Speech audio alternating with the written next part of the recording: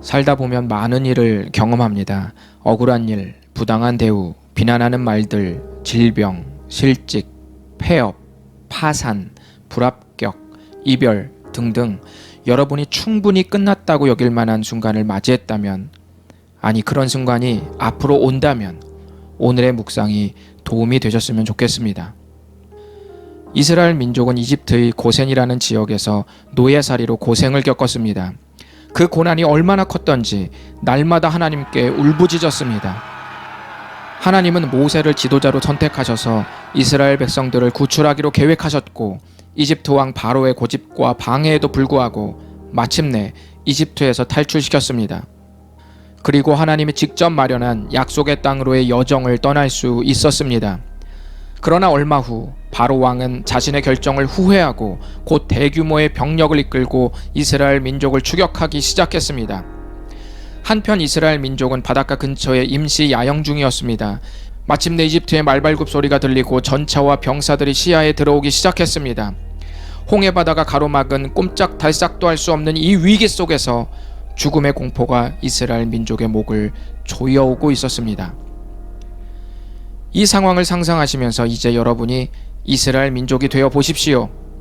여러분은 이 상황을 저주와 축복 중 무엇으로 해석하시겠습니까? 혹시 제가 여러분에게 이 상황을 축복으로 여기라고 짐작하셨다면 틀렸습니다. 여러분에게 이런 삶을 축복으로 여기라고 강요하고 싶지 않습니다.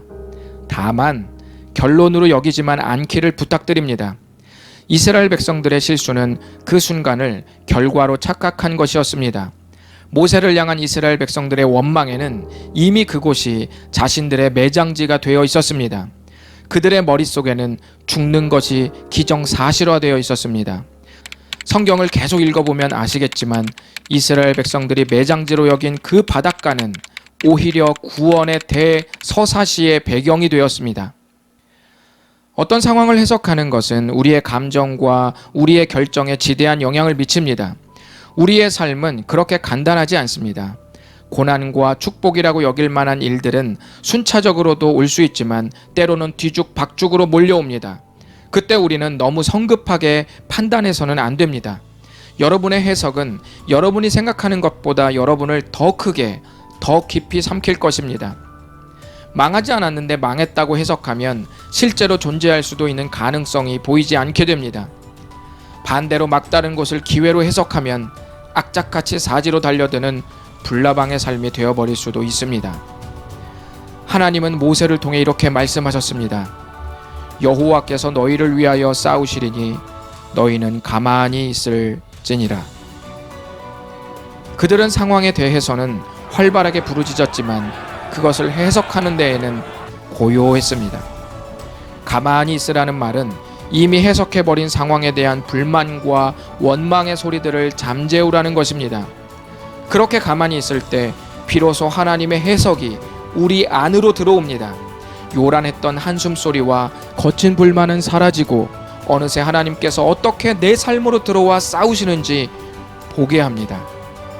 그래서 하나님이 싸우시는 것과 내가 가만히 있는 것은 함께 가는 것입니다.